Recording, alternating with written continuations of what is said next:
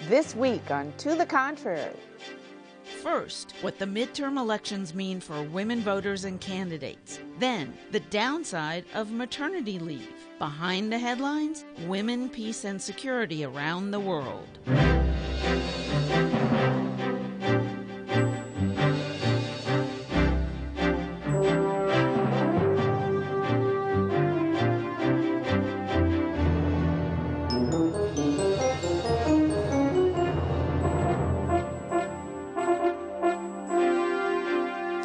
I'm Bonnie Urbay. Welcome to the Contrary, a discussion of news and social trends from diverse perspectives. Up first, women and the midterms. The Republican wave that succeeded in turning the Senate from blue to red will include 6 female GOP senators, the largest number to date, when Shelley Moore Capito of West Virginia and Joni Ernst of Iowa are sworn in. There will be at least the same number of female senators, 20, and possibly a 21st, after a December runoff decides the fate of Louisiana's Mary Landrieu. One incumbent Democrat, Kay Hagan of North Carolina, was unseated. In the U.S. House, a new record, 81 women will be serving. 3 women remain in races still too close to call. In New York, Republican Elise Stefanik became the youngest woman elected to Congress, and in a special election, North Carolina's Representative Alma Adams became the 100th woman elected to Congress. With only 1/3 of eligible voters going to the polls, it appears the gender gap helped Republicans, not Democrats, this year. Women made up 51% of the electorate, down from 53% in 2012. Voters under 30 made up 13% of all voters, down from 19% in 2012. So, Congresswoman Norton, it was an older and whiter electorate than 2 years ago. Where were the young voters and the single women? Well, Bonnie, you'll see the broad electorate, the real America, out next time. That should give the Democrats time to finally figure out how to get to the polls, even during midterms. The Democratic majority they have now, that keeps increasing. Look, I think people turned out because they are tired of the divisive rhetoric and the failed policies. I think this was a win for America, a win for substantive policy changes, and a win for unity. Some elections we talk about a year of the woman. This election, looking at the electorate, was the year of the older white man. I think the good news is that you have a good set of candidates that have come out and were elected for the Republican Party across the spectrum, a more diverse, a younger group of candidates, and also the issues of the economy and the sluggish job creation, and also the divisiveness in the political landscape really prevented a lot of young people or single women from being enthusiastic in the race. But do you think that with the members, the senators and House members who were elected, it'll be any less divisive? We'll see. We'll see. I think that Boehner probably has an agenda to really control his congressional members, and I think Mitch McConnell will also try to avoid the divisiveness that created so much animosity before, but we'll see. Well, how long do you think that'll last? Because McConnell, one of the first things he said after President Obama was elected was, it's my job to get rid of him, essentially. Yeah, and he didn't say that this time because he knows he's really on point now. He's got to show that it matters to have 2 houses controlled by his party. I don't think the Democrats or Boehner, excuse me, can control his people. He even said when he came out yesterday, I got to see what my people say. He has been a follower, not a leader. Now, McConnell wants to show that he can be a leader. But Boehner sounded a note yesterday that was precisely like the note he has been sounding. And it seems to say, and guess what? I have more of the Tea Party people with me this time, so I don't see where I can go. What does this election mean for women's, so-called women's issues, and what does it mean with the new women who will be in the Senate, people like Shelley Moore Capito of West Virginia, who's sort of a moderate, I think, right, and Joni Ernst of Iowa, who seems to be like a far-edge radical? Well, for starters, I was just going to back up and say that, it's so interesting. After every election, there's always an attempt to sort of delegitimize the victories that came about, or to sort of justify them. But I think that's important to recognize is that people came out against this war on women rhetoric. I think that people were tired of it. I think they realized we have real challenges to face. And I think to the GOP's credit, and I am not always a defender of the Republican Party, but to their credit, they put out some very authentic candidates, and that went a long way. Even women who didn't win, someone like Marilinda Garcia in New Hampshire, a young woman who had a great story to tell, very poised, very articulate, had tons of energy out there on the campaign trail. This is not the last we're going to see of her. I think it's fantastic that we have someone like Mia Love out west, that we have someone like Capito in West Virginia. We have a real range of races, of ages, of backgrounds, and that's Stefanik out of New York, 30 years old, a year younger than Elizabeth Holtzman, who served 40-plus years ago. What kind of a difference is she going to make, do you think? Well, we'll have to find out. I actually have some differences with her on issues like equal pay. I think that she has some room to learn on certain issues. That's okay. I think it's more important that we have a new group of people, new blood, to sort of change the culture. Because I agree with Delegate Norton that I think that yesterday there was a sense of tension. There was a feeling as though, is anything actually going to change? Are we going to still have this hostility? Because I don't think anyone wants that anymore. Well, I want to directly address something that Sabrina just said, because ideological points of view and hopes and dreams and things that we might wish to be true might not be backing up with data here. In fact, the war on women rhetoric and that frame, let's talk a little bit about the data. This was a Republican wave, no doubt, in this election. However, the two races where there was an extremely intense focus on these issues, both in North Carolina and in Colorado, where in fact the Republican candidates won, they won by just really tiny margins compared to other candidates who got elected to the Senate this cycle. And so to say that that didn't resonate, I think there's some untruth to that. In fact, it was effective, and it caused both of those candidates on the other side to retreat a bit from their positions and to try to appear more moderate on stances that they had publicly taken in the past on abortion and contraception. And furthermore, I think, Republicans are going to have some trouble up ahead, because a third of the people who voted for them this election don't agree with their views on abortion specifically. And unfortunately, we've seen they keep going after this agenda every time they get elected. Well, so what's going to happen when you have Joni Ernst and Shelley Moore Capito added to the Senate? What, if anything, is going to happen to reproductive rights? Well, that's a great question. One thing, when we are adding some more Republican women to the Senate, and frankly, I would love to see the Republican caucus be 50% women. And so I celebrate, the fact that there are more women, period. That's a good thing. However, is that good for women, period? In terms of the overall Senate, no, because there are a lot more Democratic women who had these leadership positions. That's just simply not possible in the Senate now. I'd like to see some more Republican women, too. I mean, when you look at what we're going to have in the House, it's 3-1 Democratic women. And you've got to ask yourself, why is that?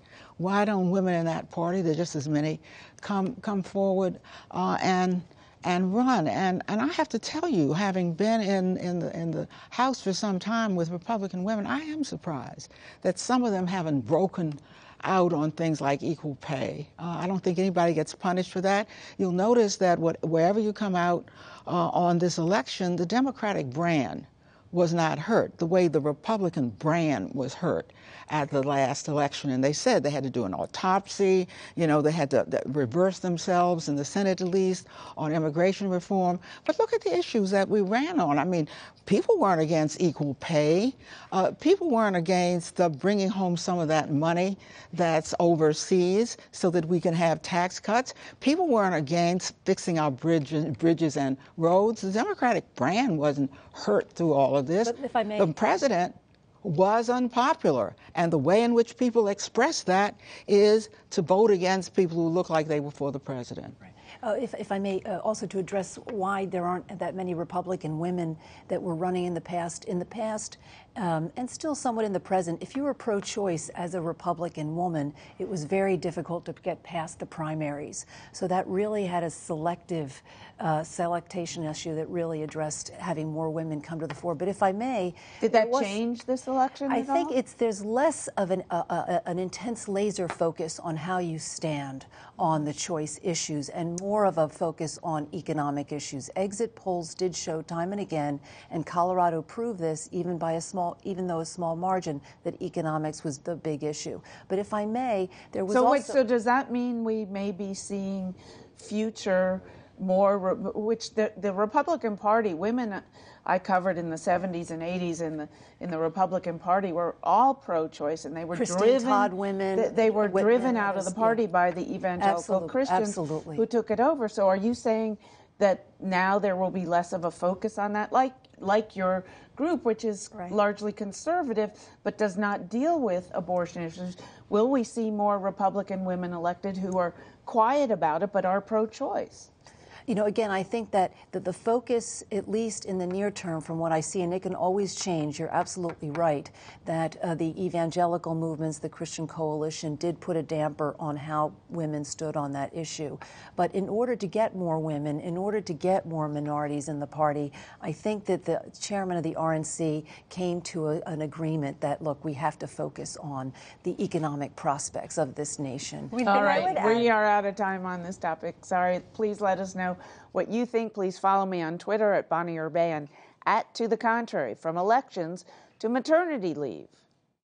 Maternity leave programs may attract female employees, but they're also linked to fewer women in the executive ranks. A new study by the consulting firm Mercer says companies offering paid leave hire more women, but tend to promote them at a slower pace. This may be because the companies do not help women after they return from maternity leave, or it may be due to bias against working mothers. The study concludes that unless men take leave and the culture is changed, formal policies may not have their intended effects. Changing cultural values about women in the workforce may be a global issue. There is no country in the world in which women earn the same as men for the same job, according to a World Economic Forum report. The report ranks the U.S. 65th worldwide in wage equality. So here women are saying, obviously we're in a culture clash here. American women want companies to do more for them, to give them paid maternity leave. Now they want also to be trained once they come back from the leave to catch up on anything that they've missed. How much more of a push do you think there will be to make companies responsible sort of for women to have children and careers at the same time? Well, we need a push desperately. There are two things that exist at once here. One is that we don't have paid parental leave in this country, which is shameful and shocking. We have it in 3 states. But federally, we do not have that. And the fact is that, we're the only industrialized country with that situation. Also, at the same time, we have an issue of a real paucity of women in leadership in corporate America. And that's a serious issue that we need more women in leadership positions. So I think what's important to remember is that it's not because of one that we need the other. We need both. And in fact, paid parental leave needs to be something that's just as guaranteed for someone who's a clerk at McDonald's as someone who might be a future CEO of a Fortune 500 company. But at this time, I think what we most need is aggressive action on behalf of the government, because it's important when these companies do take steps, like Change.org recently took a step to promote more paid leave among its employees. That's great, and that should be applauded, but it needs to be the law of the land. This is something we need to guarantee. Some countries, I believe the Netherlands, requires fathers to take the same amount of paid leave that mothers take. And I believe it's close to that. I was talking to a young man who had just had a baby who was over here from Holland this past summer, and he was telling me about it. Americans won't ever go for that, right? No, and nor should they. Look, we've actually written on that very issue. Do we need men to lean out in order for women to lean in? That's assuming it's a zero-sum game. The reality is I have a husband, I have a brother, I have a father. We don't want them to have to suffer in order for me to choose to take some time out of the workplace. I think we're thinking thinking about this. Why do you see it as suffering? Well, because the reality is that they may not be interested in taking a step back at that point, right? It may not make sense for them. What we really want is for individuals to be able to determine the kind of life balance that works for them. Some women are going to choose to stay home full time. Some men are going to choose to work part time. People are going to put together a tapestry that works for them and their families, and we want to give people the most flexibility. The best thing we can do, is I disagree with Erin, is to actually have government take a step back. Let businesses negotiate with their individual employees, as we are currently with 3 different employees, all of whom are pregnant or just had babies, to figure out a system that works for them. Because the reality is all choices have trade-offs. This is a good thing. We just need to figure out how we can make it better. The only people who can negotiate this are people at the top. So if you really are talking about the average woman, you've got to think about who, in fact, will help them get it. The average single woman can't go in to somebody where she's a lowly paid worker and say, let me figure this out. So that bothers me. But I do want to say that this issue reeks of paternalism. And I certainly So agree do you with see the answer as requiring men to take the same? This is America. You don't require people to do anything of the kind. But you do have to change the culture so that it's respectable, that the man who takes some time is honored when he comes back. You will see that he's given some assistance. But this is done in a paternalistic way, so she was granted something special. She really doesn't want to come up and make it up to the top, and we're going to treat her this way. We won't say so. In fact, it's only subliminal for us. So, I mean, this is going to be up to us. And we're beginning to see these changes now because we're beginning to see so many women who begin to outperform and have more salary than men, and we've got to see more of this. So if I wanted corporations to do something, I would want them to encourage a trade-off. I know it's going to be difficult for a woman to take, all the time off. You might consider trading this off with your husband. This can be encouraged. I view it as a cultural difficulty and a major challenge, not only in the corporate community and the business community. It's a very competitive landscape. The economic volatility of the nation has been such that I find it very hard to see men stepping away from their office functions for a long period of time. I find probably even some women feeling some inhibitions about stepping aside. I would also wonder if men would take 3 months off from high-level political positions to take care of the children. So I think it's going to be a tricky situation.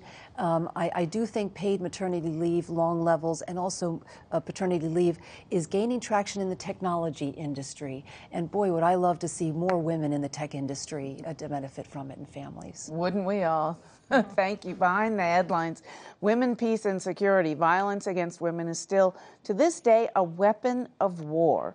Scholar and diplomat Melanne Verveer says the international community must stop the violence and, in the aftermath, empower women to rebuild communities ravaged by conflict. Today, you have rape being used as a tool of war, a strategically designed tactic to achieve the goals of the armed combatants. So women are paying a great price in this, but they're not just the victims. And I think this is the really important point. They are critical to the outcomes, to changing the situation, to creating sustainable peace, to ensuring that life going forward is one with opportunity, not setbacks back into conflict. Melanne Verveer served as the first U.S. Ambassador at Large for Global Women's Issues. She co-founded the NGO Vital Voices with Hillary Clinton. Today, she's the executive director of the Institute for Women, Peace, and Security at Georgetown University. Verveer says when peace agreements are brokered, women are typically ignored. Half the population of areas in conflict not represented when they have the ground truth. They know what's been happening. They know what needs to be part of the solution. And so you take the experience of women, the perspectives of women, and you completely take what they bring to the table off the table, and you don't discuss it. So is it any surprise that in the last many years, half of these peace agreements are abrogated in the first 5 years after the ink is signed on the agreement. While women are often initially kept out, advances have been made toward including more women in peace talks. In the year 2000, the UN Security Council adopted a resolution which pushes inclusion of women in conflict resolution. Several countries, including the U.S., have national action plans to include women in the process of bringing peace and security. With the help of organizations such as the UN, women have led the charge for peace on many occasions, despite resistance. From Rwanda to South Africa and so many other places, you see their influence. The most significant achievement in the last several months has been what happened in the Philippines. The rebel group in Mindanao were going through this terrible conflict that has gone on for almost 40 years, and finally they got themselves to the peace table. And it's interesting, this extraordinary woman, Miriam Coronel Ferrar, was the lead negotiator for the Philippine government. When she was presented to the other side as the head of these talks, they said, well, obviously this is not going to be a serious proposition. A woman is leading these talks. And as it became clear that she was not only a very strong, understanding, fair negotiator, the opposition, the rebel group, put women on their team. And they have chiseled out an extraordinary agreement. Why do women improve peace negotiations? It's not that women are better than men or men better than women. It's that we need a balance. Women bring a different set of experiences to the table. They are there dealing with these conflicts. One of the most war-torn regions in the world is the Middle East, where many countries also have appalling records on women's rights. The terrorist group ISIS is just the latest in a long string of factions that use violence against women as a weapon of war. Verveer says these women need to play a role if the conflicts are ever to be settled. I remember sitting in Kabul, Afghanistan, with a group of women activists one evening, and the first one said to me, stop looking at us as victims and look at us as the leaders that we are. Okay, so the leaders that we are, what is it about women in your mind that might make them better peace negotiators? Is it just a lack of testosterone? I have to ask because, you know, testosterone makes men more, it makes them bigger and stronger and want to fight. Absolutely. They are conflict-oriented, the male dynamic. But, you know, Bonnie, for decades there have been women heads of state around the globe. And frankly, in my opinion, I think a resolution passed in 2000 by the UN, and it's now 2014, it's taken too long to bring women to the peace table. So I applaud the two ladies that have been highlighted in this event, and certainly Khalil in Afghanistan has been absolutely noteworthy and courageous in a war-torn nation to really move forward. I'm not so concerned about who negotiates the agreements. I am. But let's face it. I mean, women are less likely to want to fight.